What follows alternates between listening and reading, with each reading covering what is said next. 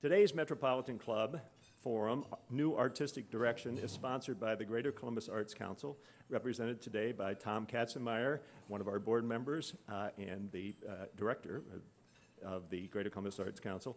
Please join me in thanking him and them and inviting Tom to the stage to introduce, he's already here, our speakers.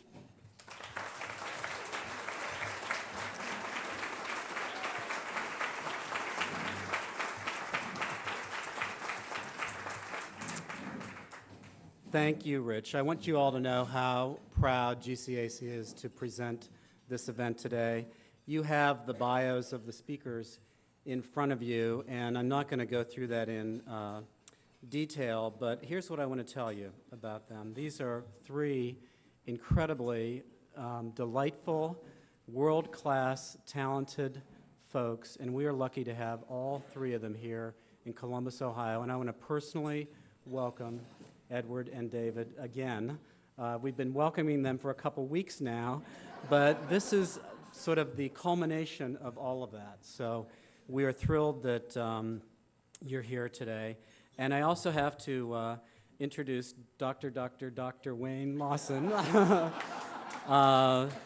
who is, like Script Ohio, incomparable. He is the incomparable Dr. Wayne Lawson. I think all of you in the room know him. He was the executive director of the Ohio Arts Council for almost 28 years, which is just remarkable in and of itself. So, Wayne, thank you for your contribution, and I know you're going to interview them. You're, I think, about to see a very, very special treat here, and Wayne has his class here, and I think he's going to introduce them also. So thank you all very much for being here, and enjoy, and then we'll have some questions in a few minutes. Thank you, Tom. Yep. Thank you.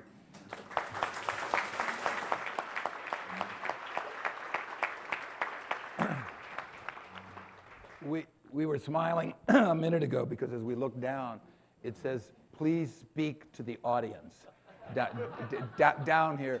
So as we go like this, and we're not looking at each other, we're not ignoring each other. Our directions are right beneath our feet. Before I begin, I want to thank Tom for his generosity. I normally teach a class at this hour at the Ohio State University in arts administration. It's managing cultural change in the 21st century. And I have 14 graduate students, MAs and PhDs, the future arts administrators of the world, really. Some of them are from China, from Korea, South Africa, Colorado, Michigan, even Youngstown. And, and so if my students would stand up, I hope you'll all have an opportunity to meet them.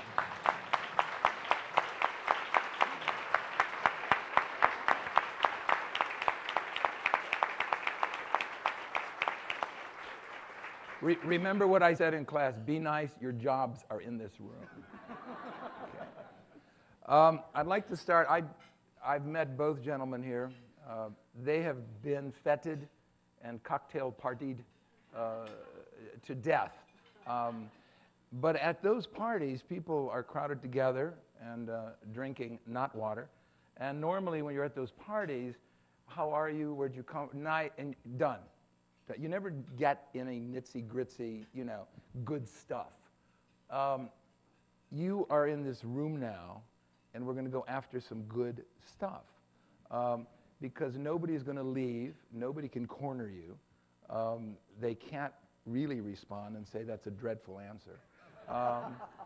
And if you look at their resumes, there's so many accomplishments. As soon as you start to see the cities in which they've conducted, or where they've choreographed, or danced, performed, they probably, and I've heard this from Janet and Cheri, they probably could have gone anywhere, really, in the world, had they selected to do so. So my first question is, what are you doing here? Wait, wrong.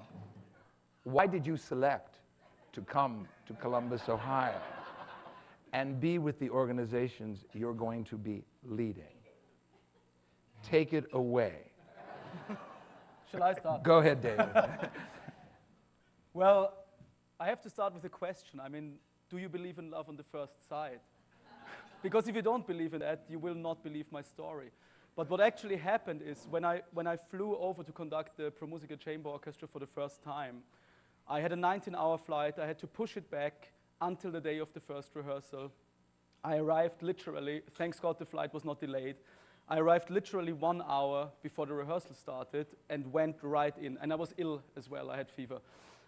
And inside of 10 minutes, I knew I want this job. I would rip my arms off. No, I wouldn't, because I need them for conducting, but my legs maybe or so, yeah? He also he has a theater degree also. He is stealing a lot of my shtick here.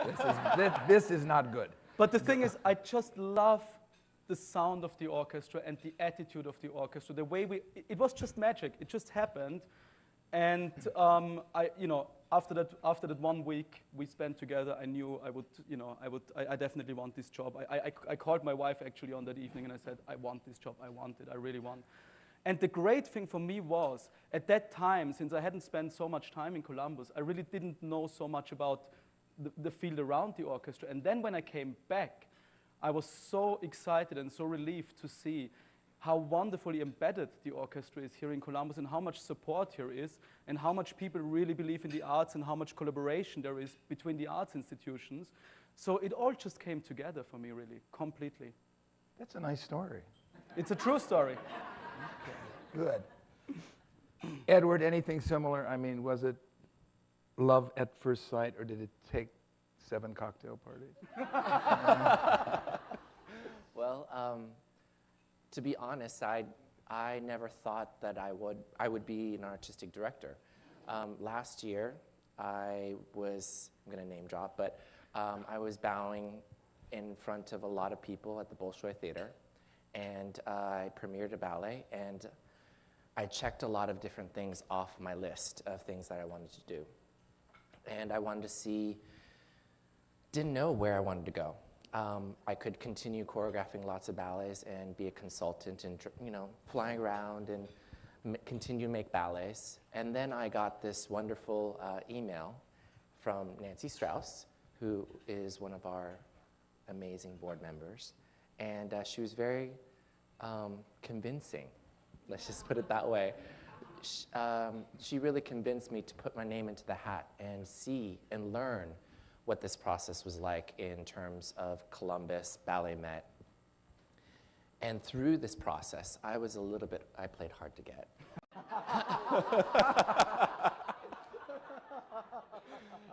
Remember, we're not at a cocktail. No, there's no cocktails here. I didn't say that I didn't play hard to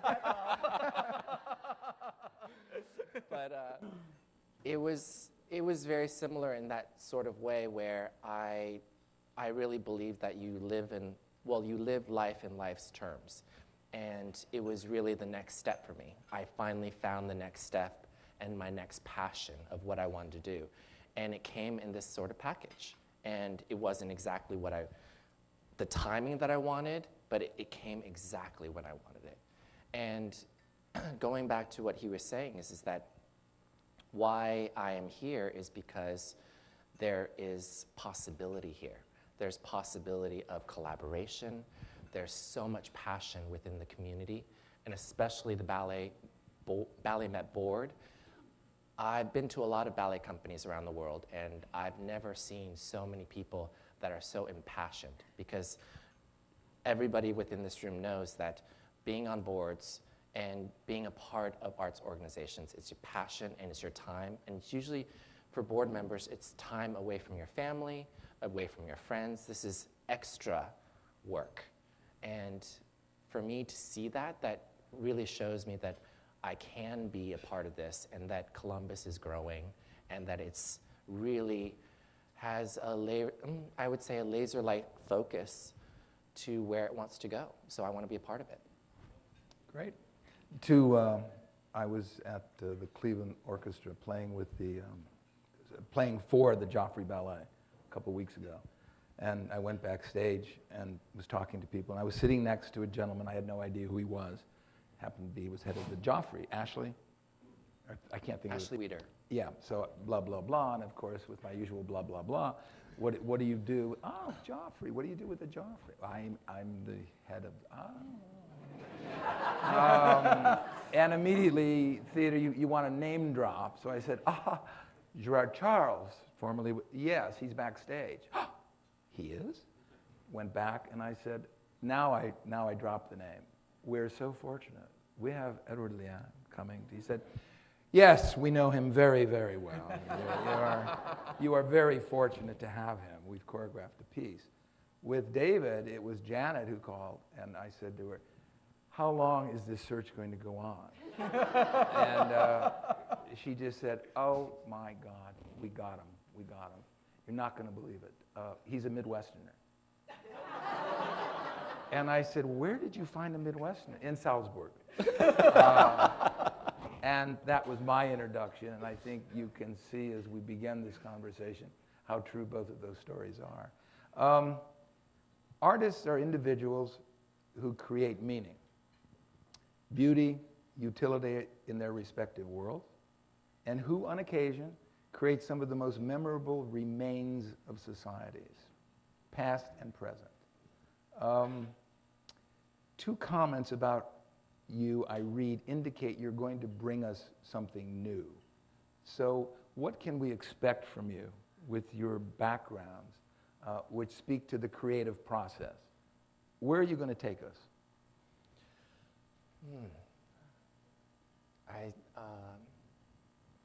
That's a really good question. Thank you. I'm supposed to not look at it.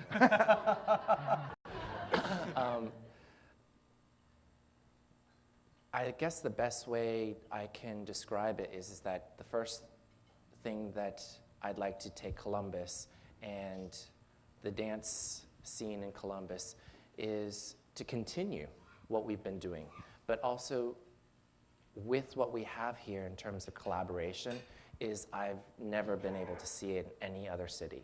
And I really would like to be a part of that.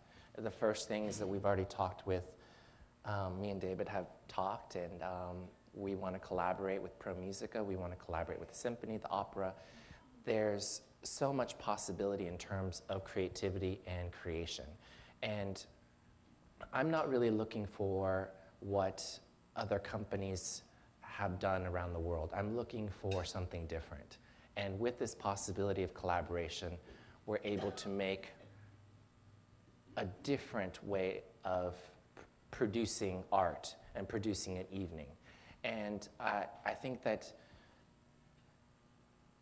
the best way I can describe it is that, you know, we're on the process of collaborating with the opera and the symphony together. And my hopes is that we'll be able to, in the fall, we're able to launch the art season all together. And this is the type of way that I would say the arts community in Columbus and hopefully around the world will understand that this is how we're going to survive, we're going to thrive that way in terms of really utilizing all our strengths and all our powers. And that's more of the collaboration, but really what it is that for 25 years I've been meeting different people. I've been so fortunate to have, you know, worked alongside lots of choreographers, lots of composers that want to collaborate. And that's, I guess, the point of me being a part of BalletMet in this community is I can bring all these different resources that I've learned and that I've met for 25 years to Columbus and see what we can cook here. And I think that's the beauty of everything is that I get to be a part of this new sort of birth instead of just flying in, doing my work, and then flying out. So I hope I answered your question. You did, you did. Were you all happy with that? David, no more love at first sight stories. No. You know, when I go to a concert, I don't like to go to either bad or mediocre concerts, to be honest. I kind of like very bad performances because they can be really, really exciting and funny. But everything in the middle, I don't like. And so the first thing I'm striving to bring is an excitement in performances. I think when people come to see a concert, they want to experience something special. You know, it's about pleasure, excitement. I want you to leave either in tears or laughing. One of the two is fine, you know. Both is fantastic, but it needs to make an emotional impact. We need to bring this impact in the concerts to the audience and really offer something to the people that they talk about, that they feel, where you have the feeling you come to one of our concerts and you leave and you think, that was something special. That was really something special. Now, in terms of a project, of a kind of very clear project that we will be starting this season, is something that we call the Composer-Performer Project. And we are basically looking a little bit back at Mozart's and Beethoven's time, where the composers were actually first of all performers. I mean, the reason why Mozart's symphonies are called Prague Symphony and Paris Symphony and whatever symphony is because he was constantly traveling, you know, and because he was a performer. So he was performing in Prague and used his free time, his spare time, to write the Prague Symphony and so on. Nowadays, that has somehow become a little bit lost, partially. But the good news is there are a lot of composers out there, especially in the United States, that are fantastic performers. And what we want to do is we want to bring these people in, we want to have them on our stage performing together with us, and we are going to play one of their compositions as well. So this season we are kicking this off with Lyra Auerbach, who is a fantastic pianist, and she's a very quirky pianist because her repertoire is about this size. You know, she plays 2 or 3 Mozart piano concertos, and if you ask her to play something else, she just refuses. Well, it's a good thing for me because I don't have to rack my brain what we should schedule a program. I mean, she takes the decision for me. But she will come and we will play as a first piece one of her compositions, and then she will perform with us on stage. So you will have the feeling for the composer. Yeah. You will see the composer as a performer. You will see this is a person like we all are, made of flesh and blood, who is just composing for a living. And I want to bring that, this connection again to the world of music, to bring that again into one person, a composer and a performer. No, it's fantastic because with the new works program already in place, that just adds to it. Yeah. Because I think for the support... That feeds very well into our mission, of course. Yeah. Exactly, and I think for the support of the individual artist, and we have to underline that in our city, and keep saying it, if we don't support the individual artist, the creative artist, we're going to be in big trouble. No matter what we call ourselves or brand ourselves. But we've always got to remember about the creative artist, and I think that both of you speak to that. You've probably heard this, but I'm going to repeat it. We consider ourselves an open and smart city, and lots of us have seen the film and the video and the work that the Columbus Foundation has done to promote this in collaboration with so many. And thus, I think, need and should support the arts. One of the people at the Columbus Foundation speaking to my class called the arts the mortar of the city. When he started to talk about bricks and mortar, the buildings are one thing, but if you start to lose that mortar, the rest of it starts to crumble. And we tend not to think of mortar when we think of buildings. We just look, we see a skyline, we go, wow, that's great. But when you get up close to a building or a city, that's when you start to see in between the cracks. And I like to think of the arts as that mortar, adding to the city. So the challenge of our times demand creative ways of thinking and doing, I think. Provoking dialogue and collaboration. To encourage risk-taking, and I think the arts can do that the best. So talk a little bit about collaboration again. Go back to that. And how you see your organizations adding to the smart and open city image we have of ourselves. Because in another year, you're going to be saying, smart and open. And Doug Kreidler will turn around and go, the Columbus Foundation welcomes 2 artists who are open and smart. What are you going to do? Say I'm smart and open. No, Thanks God Edward is. I think that with collaboration, that I think we've talked about collaboration. A lot of cities have talked about collaboration, and the reality is that both David and I are very, very committed for collaboration. And that, to me, is not, it's really about not only survival, but to how we thrive as a city and as ProMusica, BalletMet. That is what inspires me, and that's what's going to inspire my dancers, and that's what is going to inspire the audience and the community. Like, for instance, Cheri and I, my executive director, we've been talking with the opera and the symphony, and my question to them in terms of collaboration is that I want to do a hybrid. How can we make a brand new form of art with 3 organizations? And how can we challenge this type of dialogue in terms of, this is new information for opera, I didn't realize that they had— Don't say anything, anybody. Secret. That there's this lingo called you walk over and you sing, they call it park and bark. And I loved it. So I love these little inside lingo. But I wanted to challenge that. I wanted to see how the symphony and the opera and the ballet could be able to think outside the box to create a hybrid. What makes someone sing? What makes this story come alive? My ideas, like for instance, you know, for let's say La Traviata, it's the story of Pretty Woman. And instead of just having the park and bark sequences, I think that with a great collaboration is that you have, with your main characters and all these different characters, you have 2 dancers alongside them.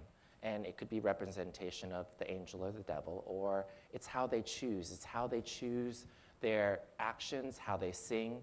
So whether the dancers push the opera singer to start forward with the song and there's dancing involved, or that her voice is being able to, we're able to choreograph to the rippling sounds of her voice. So it's a real sort of blend of these sort of art forms.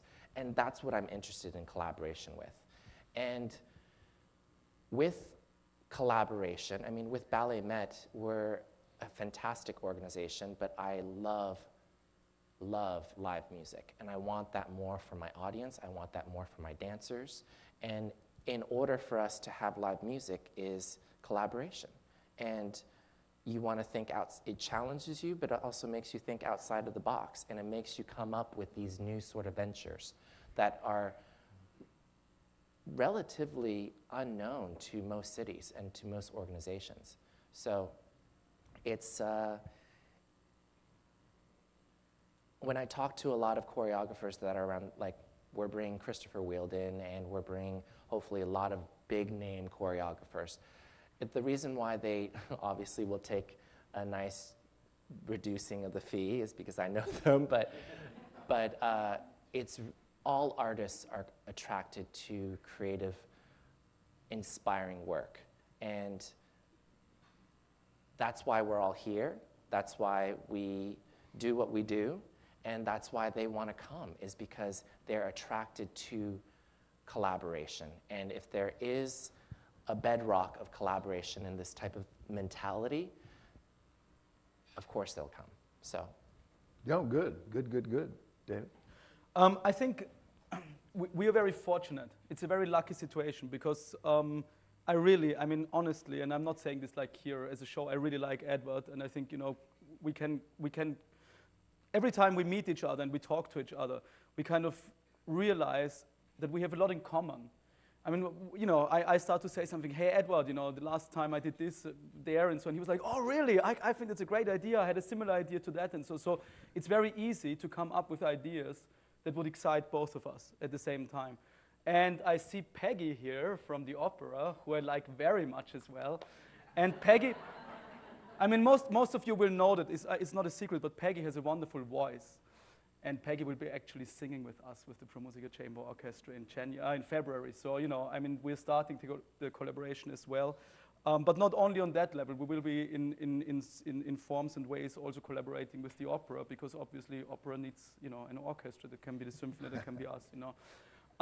So if I would be in a different situation and would have to work with people I don't like or I don't agree on things. It would, well, you know, you never know. You never know. I mean, sympathy can't be bought. Either you like somebody or don't like somebody, I guess. It's very Midwestern. Very Midwestern. Yeah, you see.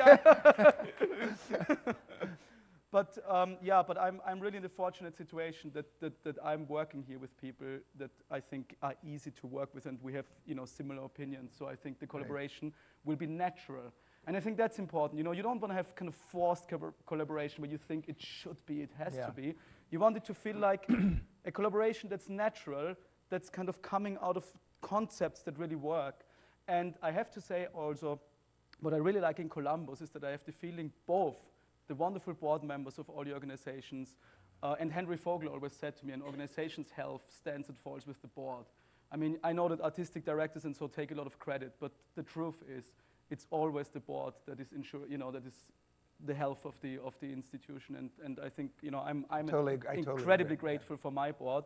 And I know that from my board, many members like this idea of collaboration. So that makes it easier again for me to say, let's reach out, let's talk to each other. You know, if our audience, if the boards and so like that and want to have that, that's fantastic. You know, that makes it easier for us, doesn't it, to really kind of go for it and do it. Great. We're going to, we've got about 5 or 6 more minutes, and then we're going to jump into questions at 1 o'clock. But just one final question to both of you.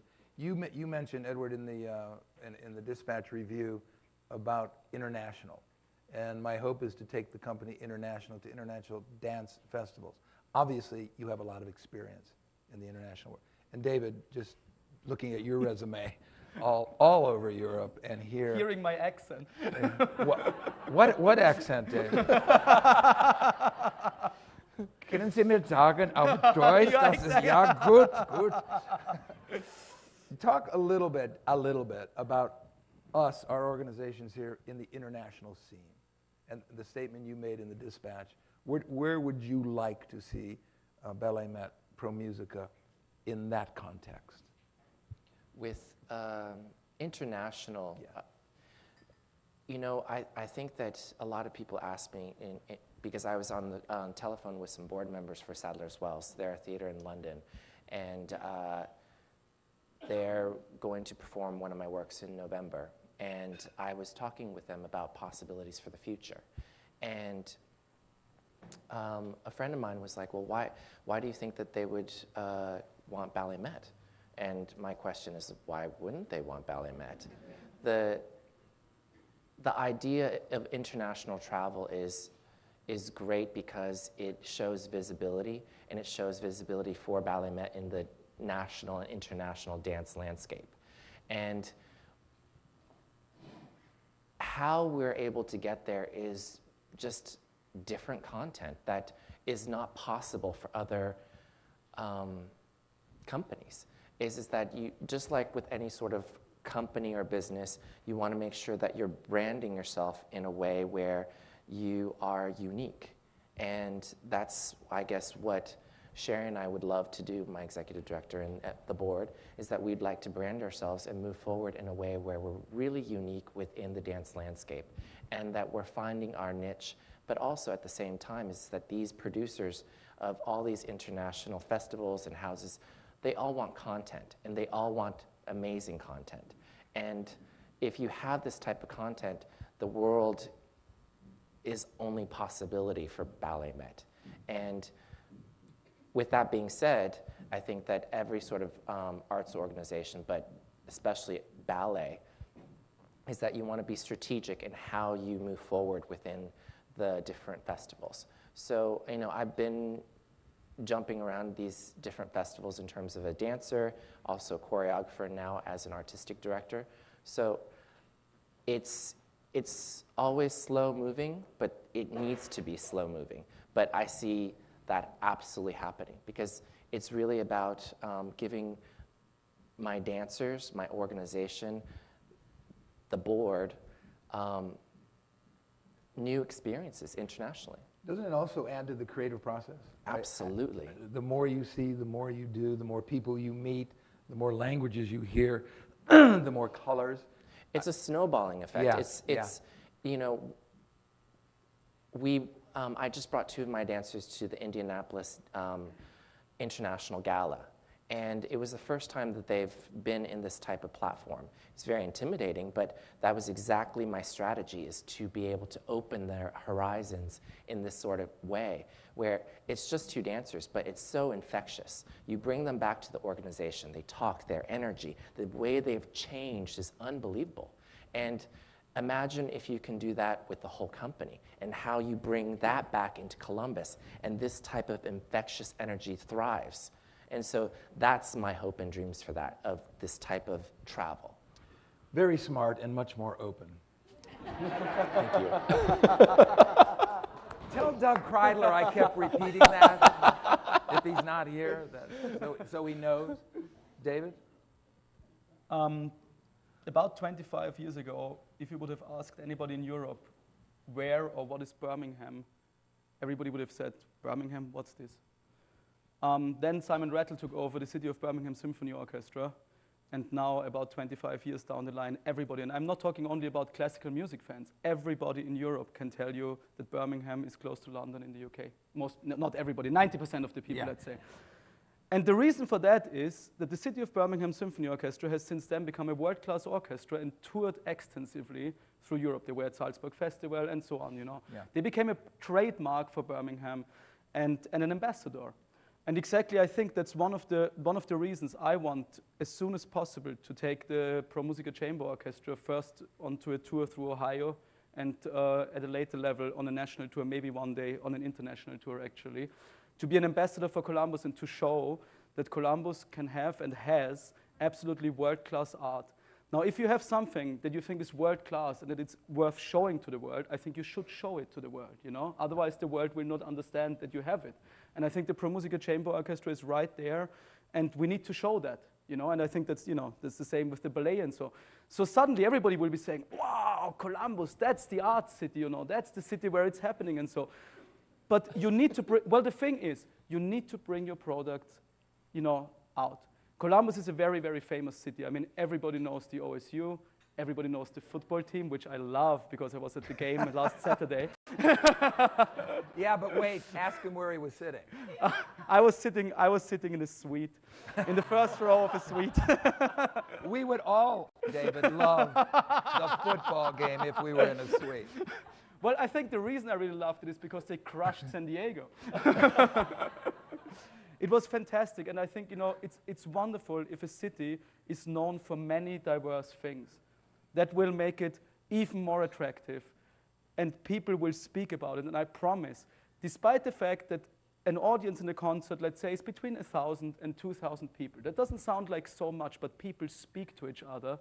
And, you know, I promise I'm not making this up. I mean, even people who were never in their life in a classical concert will now know where Birmingham is. And I mean, it just spreads the word, and I think it's important because we are in this city, we are here in Columbus, and we love to play here, and that's our main mission, you know, to make the life better for people in Columbus. But at the same time, it is no contradiction to also go outside and also deliver the quality that we have here, you know, to other cities. Yeah. You know, we want to show that. I think we have 2 ambassadors, actually.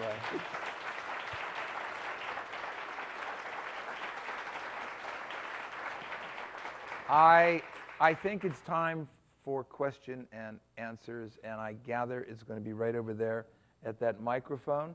And if you will just tell us who you are, we don't want your full bio, nothing about your children. Well, hi, Barb. I wasn't speaking to you. That was a general statement. Go ahead, your question. Who are you, and your question, please. Your enthusiasm is pervasive. We're talking about the downtown. We're talking about collaboration internationally. What about uptown at Ohio State University, where we nurture the next generation of dancers and musicians and arts administrators? Wayne, let's talk a little bit about what kind of collaboration you see uptown. Yeah, you're okay. Okay. With OSU, I mean, one first thing that I'm really excited about with 1415 is the Contemporary Music Festival.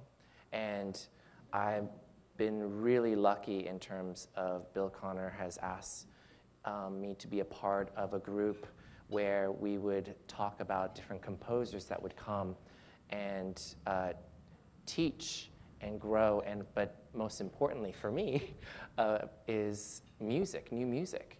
And the beauty of it is that there's some fantastic sort of composers that I've been working with for the many years, and they would love to be a part of this and to teach and inspire the new generation.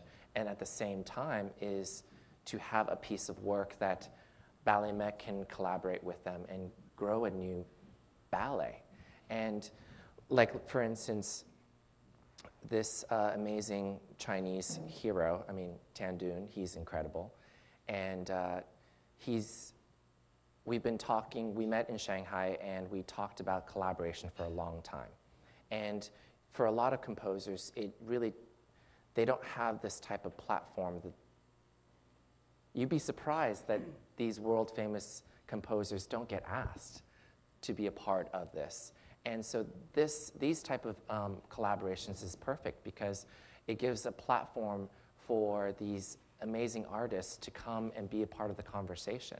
So, and there's many composers, so that's one thing that we're trying to do for 14-15. And in the future, there's, I mean, my hopes and dreams are so much. I mean, I have so many ideas, and I just hope that everyone has enough energy to be able to come and watch. But I think that with OSU, obviously it's a huge resource, and it's a huge resource in terms of education and for BalletMet to learn with OSU and how to grow collaboration in this kind of context. My hope is in the future that we're able to collaborate with OSU in the dance department to bring, well, 17-18 is a huge year for BalletMet. It'll be our 40th anniversary. And that is remarkable for a ballet company in the United States that is on solid footing. And it also coincides with the huge anniversary of Jerome Robbins. And I think that there can be a great sort of partnership with OSU students and BalletMet. I have a great relationship with their foundation. I've been working with Jerome Robbins since I was 13. And I would love to bring West Side Story here. I would love to bring where at least the platform that I sit in terms of dance and ballet. I'm really excited that there's many possibilities of collaboration because dance and movement is universal, just like music. Yeah. And I don't really see an end to collaboration with these art forms. I mean, as humans, without any sort of written form or really instruction, we are movement and music-oriented creatures. It's infectious. We hear music, we want to move. We want to move, and we want music to it. It goes hand in hand. So I would love to continue to continue to partner with OSU. I think for all of us, the sky's the limit. Yeah, I was at OSU to give a kind of little lecture, so for 1 hour, to the students, and I kind of found myself in the situation that I only talked to the students about what they should not do, which mistakes they should not make that I made, you know, since I started studying at Mozarteum with 18, or actually, you know, earlier with the piano. And I went off stage and I thought, oh God, I was totally useless, of course, you know, so they didn't learn anything from that. Then 2 months later, I got a letter from one of the students to Mr. Danzmayr. I need to tell them that they can call me David, actually. And it was a very long, very moving letter, you know, how much it inspired her and it kind of moved her to hear that somebody like me makes mistakes all the time and that she's not the only one in the world who makes mistakes. So I think one form of collaboration is kind of continuing this partnership, continuing helping the students at OSU understand that we are all humans, and that despite the fact that there are kind of newspaper articles written about us, and so we make mistakes on an everyday basis, and kind of try to help them from our perspective. And that's a great thing, I think, in the age that we are at. We are still pretty close to students. I mean, it's, you know, many years since I was a student, but still, I kind of still can remember what I would tell myself now, which mistakes I should avoid, and what I should actually do, and what's important, and what is out of focus often when you're studying, but kind of should be in focus. And so, and I think the management part is fantastic, to be honest.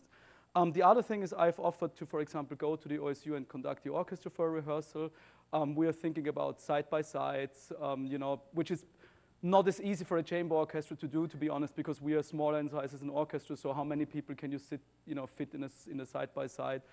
There are many options, you know, we could play there, and so, so, you know, we have ideas. We are also kind of waiting for inspiration, you know, to get extra ideas and so, but I mean, I think, I like what Edward said, the sky is the limit. As long as both organizations have the feeling that there is a win-win situation where both, you know, can profit from that, that's fantastic. Why shouldn't we do it? Just two quick comments. As soon as I sat down, David said, your student, Justin. Justin was a PhD student in music and was interning for Janet and knew David. And the first thing David said, fabulous, fantastic. What a great job he did. Internships, number one. So important. And number two, Dean Chandas had put together, I don't know, Barbara, if you're aware of it, a town and gown committee, which is to make it easier to get over that bridge from up there to down here, and down here to up there, because up there has to come down here also. So I think it's this two-way highway that we're trying to work on with the town and gown committee, because there are cooperative ventures. You know, the Royal Shakespeare Company, there's a good one. And you can go on down a number of them. So I think it's starting to happen, if I may jump in. Yes. George O'Donnell, CMC trustee. A couple weeks ago, Purdy on 89.7 interviewed Nanette McJunes and Steve Geyer. And they threaded the idea that young people becoming involved in the arts are more creative later in life. So what are your respective organizations going to do, Edward and David, to draw in the interest of primary and secondary age children so that they can maybe be a pipeline to your arts? Well, I mean, I'm obviously a huge advocate of dance for all ages, but especially, I know it completely changed my life. I've been dancing ballet since I was 5, but I've come from Taiwan. It's a very typical Chinese family. They wanted us to do absolutely everything. So we did horseback riding, violin, ballet, martial arts, and you know, I obviously didn't do very well in violin because I wouldn't pick it up. I would put it on the floor. But I, in every sort of aspect, I've seen how it's really, whether they go on to be professional ballet dancers, it really, dance and discipline and the arts and music really changes someone's spirit and how they see life. Just to give you a little example is that New York City Ballet has a huge education program. And when you're an apprentice and when you're a small wanting to be dancer, you're a part of this. And you go out in the morning and you perform these masterworks, but sometimes they're quite embarrassing because you're in white tights and you're in inner city high school performing in white tights and at 10:30 in the morning. And then you have Q&A and they ask, what is your jockstrap made out of leather? And we're just like, well, actually it's not, because that would be not good. It doesn't breathe. But where we started from the lecture demonstration to the end is we allowed them to ask any question they wanted to, the most embarrassing, and then it gradually got to very interesting questions. And what I saw firsthand was the difference in their eyes when they started this lecture demonstration to when they finished, is that they may not be ballet dancers, and they may never take ballet classes, but what they saw is possibility. They saw that they could get out of where they were at if they could see that there could be a real career for a ballet dancer, that you dance and you get paid and you get to perform in front of thousands of people. It challenges their thinking. So to answer your question is that I think that BalletMet's already doing that on a day-to-day basis, is that this is our mission. It depends on which age group you're talking about, because there are different approaches, different ways of doing things. I mean, in terms of high school students, I was, for example, in Upper Arlington High School, conducted the high school orchestra, which is, I mean, I said to them, they are the best high school orchestra I ever conducted in one of these projects, and it was absolutely true. I was not making this up. They are playing on a very high level. I think the most important thing is to understand your audience. I mean, if you go in front of kids and you're very serious and you're kind of playing just regular music and then expect them to enjoy themselves and to think that classical music is the coolest thing in the world, most probably it will fail. But thanks God nowadays there are many composers. There is, for example, a guy in Baltimore called Gregory Smith. And I actually was thinking about asking him to rewrite the piece, because I did one of his pieces with the Symphony Orchestra I have in Chicago. And it's a little bit too big for a chamber orchestra, so I actually want to ask him to, to write a smaller version. And it's called Mr. Smith's Composition. And it's a piece with narrator, where a narrator is talking about how he's basically acting he's a composer and thinks about writing a piece, and he always gets interrupted. Pizza boy rings bell, and everything happens, and the whole thing is chaos. But at the same time, they get introduced to all the instruments in the orchestra. They get introduced to things like a fugue and different terms. But you never once on stage do you feel that you're educating them. Not a single second.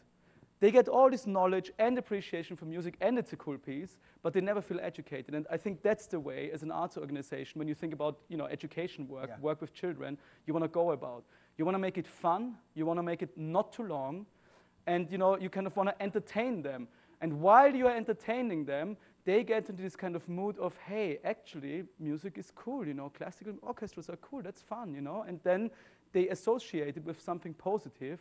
And very likely they will kind of, later on in their lives still have this appreciation for music. It's what you two are doing to us. One more question. Hi, my name is Liz Hickson. I'd like to ask Edward if the ballet is going to collaborate with the Columbus Jazz Orchestra as they have in the past. Good question. I would like to. I would like to very, very much.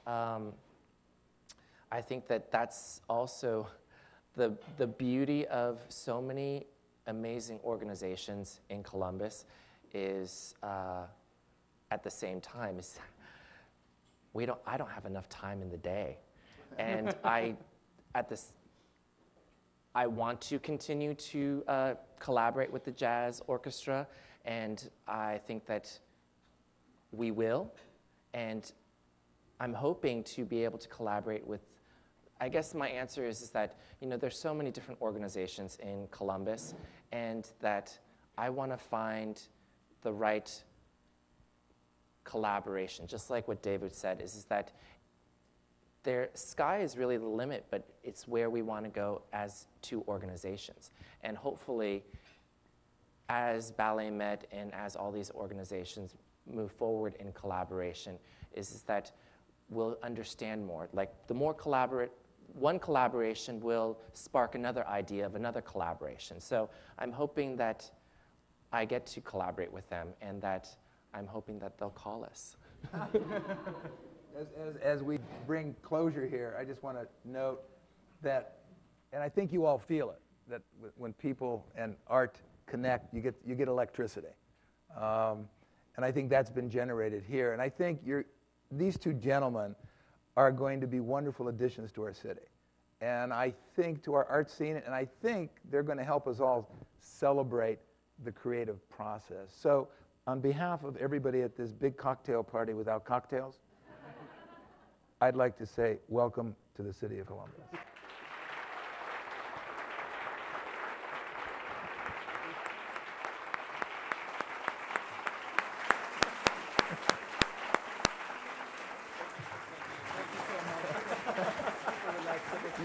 No, it was so relaxed.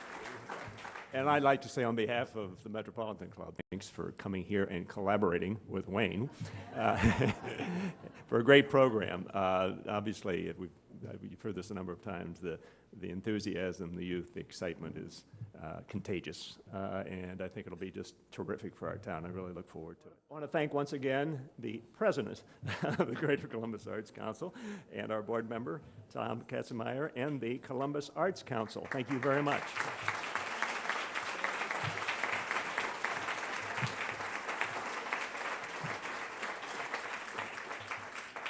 Edward, David, and Wayne, obviously, thank you very much as well. Thanks all. Enjoy the afternoon.